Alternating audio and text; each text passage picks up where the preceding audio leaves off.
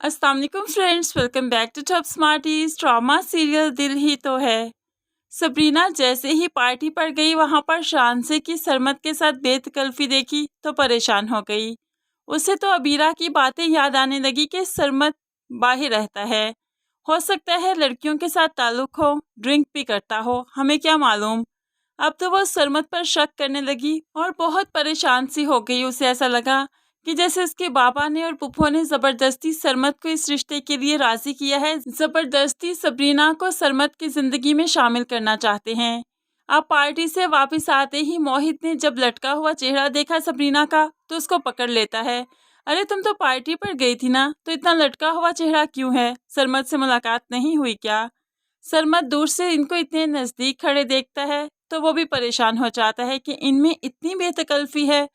अब सरमत तो वहां से चला गया, लेकिन सबरीना मोहित से बात करने लगी।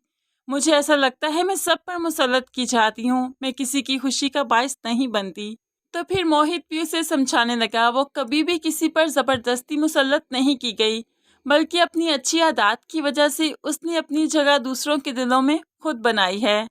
लेकिन कोई भी बात आज सबरीना को तसल्ली नहीं दे सकती।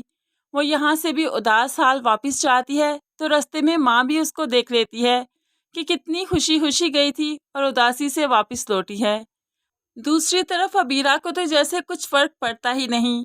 मोहित से लड़ाई क्या हुई कि अपने दोस्त के साथ उसने ताल्लुकात बढ़ा दिए और उससे अपना दुख सुख शेयर करने लगी। कहने लगी मोहब्बत के दावे तो हर कोई करता है, लेकिन मुझे लगता है ये दावे खोखले हुआ करते हैं।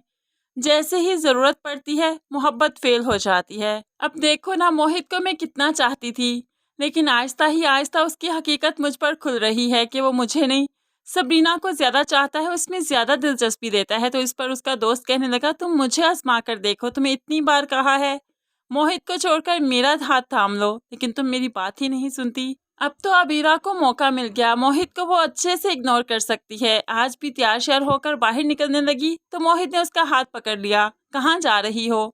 तो आज अबीरा दो टोक कहने लगी, जिस रिश्ते में चाहत नहीं, मोहब्बत नहीं, मैं उस रिश्ते को घसीटना नहीं चाहती। मुझे लगता है इस रिश्ते को यहीं पर खत्म हो जाना चाहिए। अबीरा की ऐसी बातें सुनते ही मोहित की तो जैसे सांसें रुकने लगी, दिल बंद सा होने लगा। वो बहुत ही बेचैनी से कहने लगा तुम्हारे बगैर नहीं जी पाऊंगा, मर जाऊंगा मैं यार, कैसी बातें कर रही हो। लेकिन अबीरा को कोई फर्क नहीं पड़ता। वो हाथ छुड़वाते हुए यहाँ से चली ही जाती है और मोहित देखता ही रह जाता है।